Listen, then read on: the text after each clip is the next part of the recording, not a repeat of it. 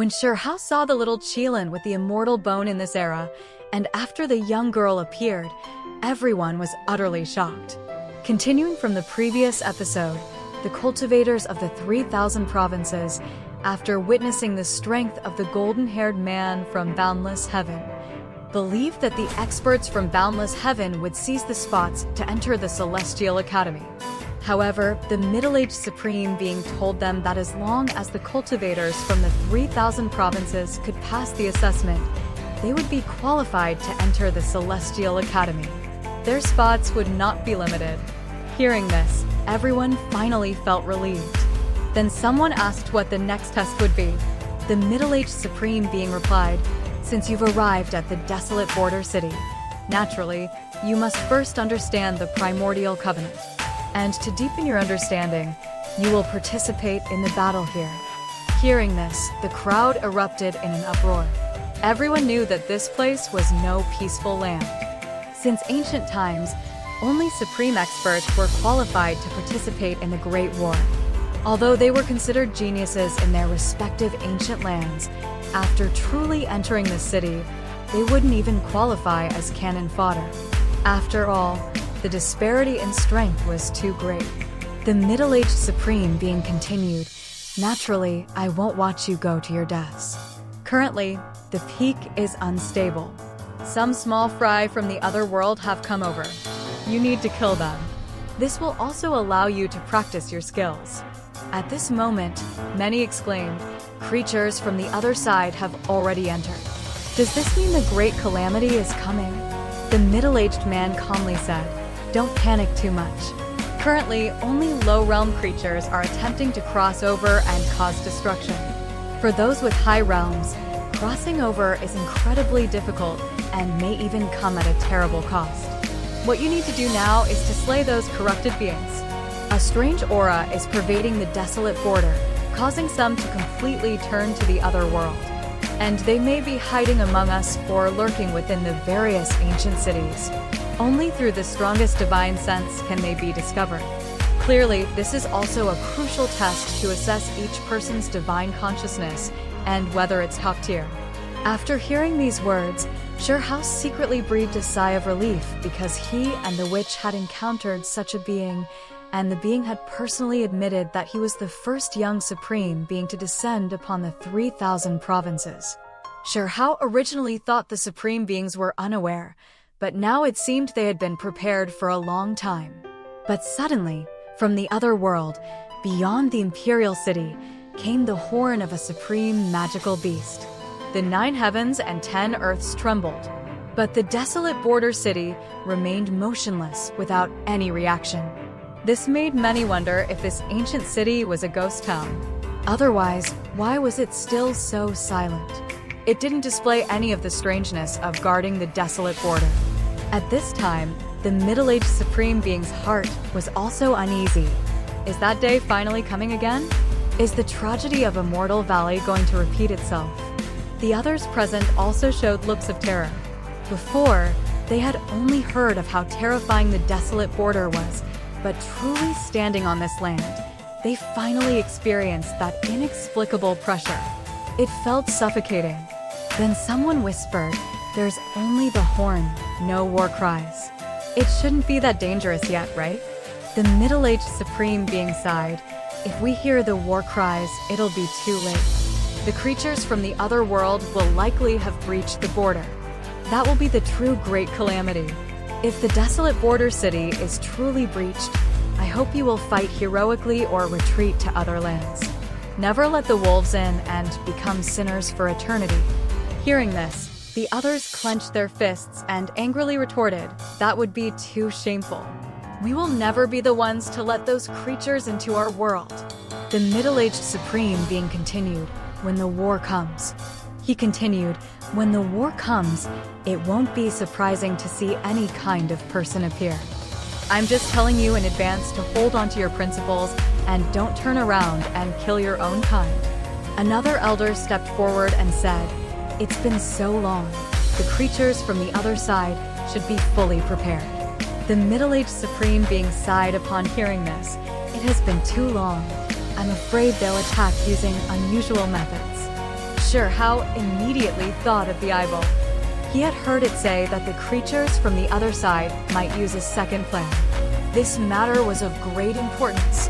Hao felt it necessary to tell the middle-aged Supreme Being. As expected, after hearing this, the middle-aged Supreme Being remained silent for a long time. Finally, he told Hao to keep the secret and not to spread it lightly. Otherwise, it would cause widespread panic.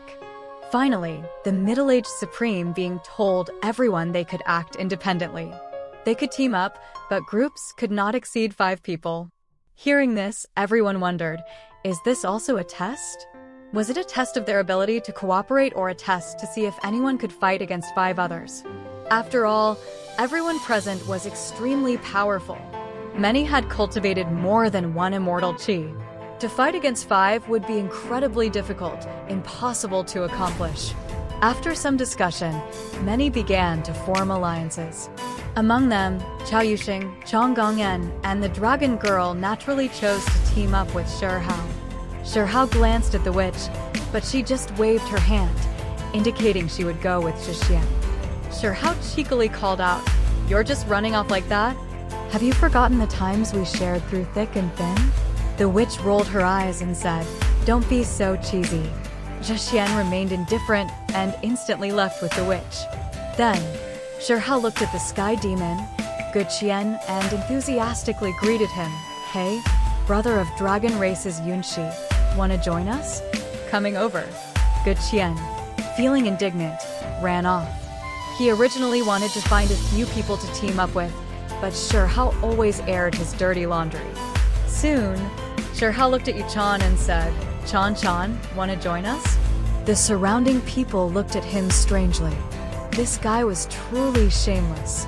He even dared to flirt with the saintess of the ancient Heaven clan. It seemed the rumors were true. Yuchan already had a rift with Hao. After hearing his words, she didn't even look at him and turned to leave. But Hao continued to pester her. "Chaner, where's my Chingy? You didn't sneak attack him, did you? Where's our baby born?" Yuchan almost vomited blood from anger. She clenched her fists, no longer maintaining her saintly demeanor. Fortunately, Yuchan realized Hao was transmitting his voice secretly and hadn't spoken those words publicly. Just as everyone was preparing to move out, the other 2 of the 3 Supreme Beings arrived. They told everyone that a nearby city had a white Qilin cub appear. Whoever could bring it back, the Celestial Academy would devote all its resources to cultivating that person.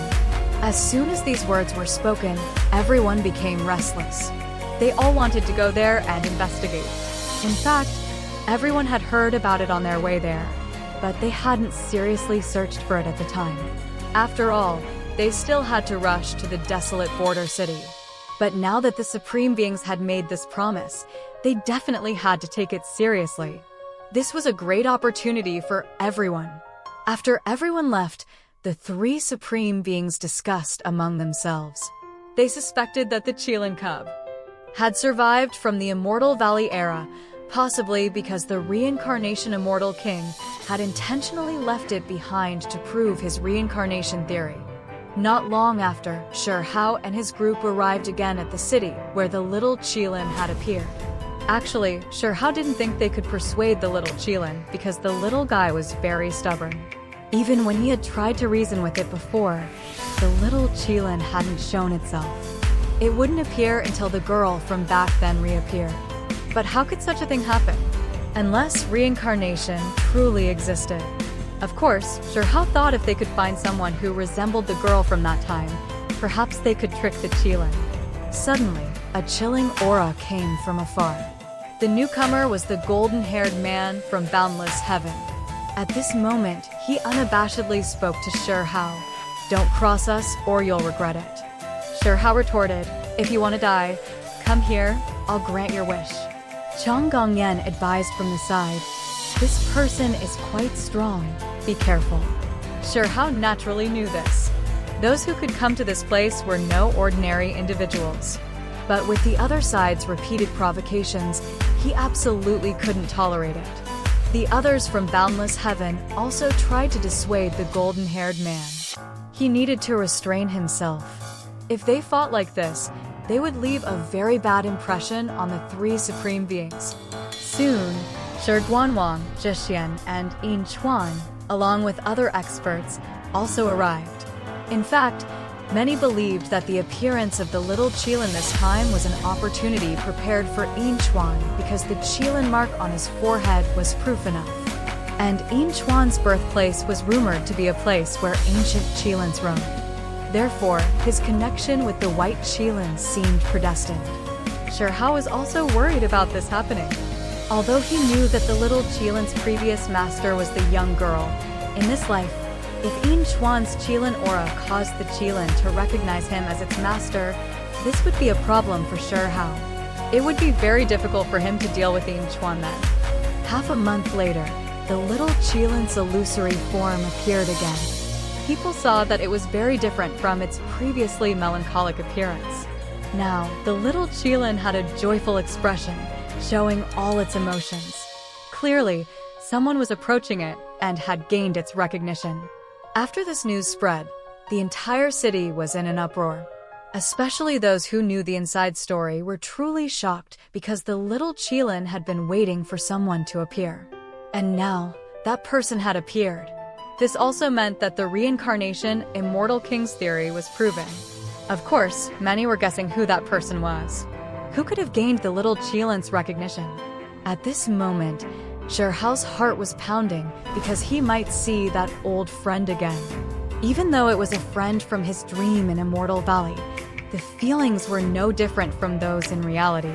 Then the dragon girl came running to tell Shi Hao that Yin Chuan and Shi Guanwang had already gone to that ancient area. Upon hearing this, Shi Hao couldn't sit still any longer. He quickly urged the others to follow. In fact, it wasn't just them. The golden-haired man and the others from Boundless Heaven also moved, all rushing towards that location. With the Qilin mark on his forehead, Yin Chuan could sense the little Qilin's presence. He was temporarily ahead of everyone else. Yin Chuan revealed an excited expression, very different from his usual demeanor because as long as he was one step ahead and gained the little Qilin's recognition, he wouldn't fear anything. He wouldn't have to worry about anyone else stealing the little Qilin. However, to reach the place where the little Qilin appeared, they still had to traverse a vast wilderness. It should be noted that when they traveled from the 3,000 provinces to the depths of the restricted area, they followed an ancient path. Therefore, it was relatively less dangerous, but it still claimed many lives. Now, they had stepped off that ancient path and entered the most primitive area. If they encountered danger, the slightest carelessness could lead to their utter destruction. As expected, after Yin Chuan and the others had traveled tens of thousands of miles, they saw several dark figures rush out from a valley, shattering some distant mountains. Gu Jianyun asked in horror, "What are those things?" Yin Chuan replied, "Those are the spirits of fallen warriors. Don't mind them. Just pretend they don't exist." But suddenly, a decaying corpse appeared again in the forest with giant black wings, treading on the mountain peaks as it walked into the distance. At this moment, even someone as strong as Yin Chuan felt terrified. They didn't know what kind of place they had come to. But one thing was certain. That being must have been incredibly powerful when it was alive. Even now, probably no one dared to provoke it because if the aura it emitted erupted, it could even knock the sun, moon, and stars from the sky. Soon, Yin Chuan and the others arrived at another forest. This place was eerily silent, and there were many puddles of varying sizes on the ground. They were pools of blood. Even after countless years, they hadn't dried up. In addition, there were also some skeletal remains exposed on the surface. Clearly, this was an ancient battlefield. Supreme experts from the past had fallen here. But suddenly, the blood puddles on the ground glowed, releasing a powerful attractive force.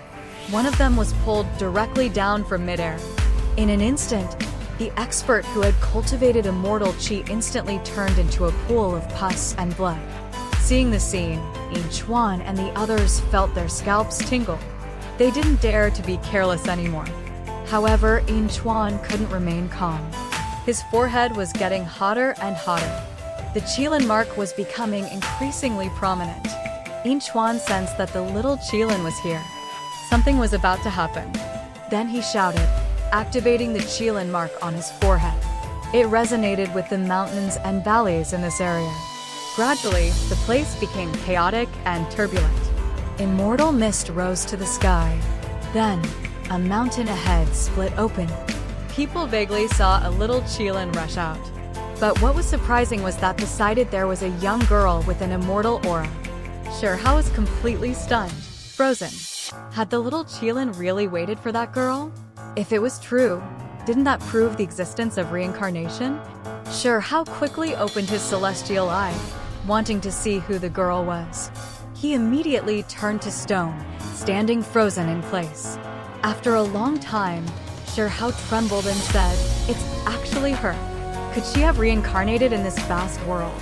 As the mountain peak collapsed, a young girl, with the little Qilin, gracefully walked out.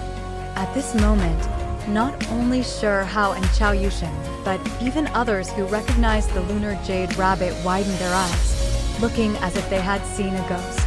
As for those from Boundless Heaven, they hadn't seen the lunar jade rabbit before, but they guessed that a young girl had survived from the immortal Valley Arrow.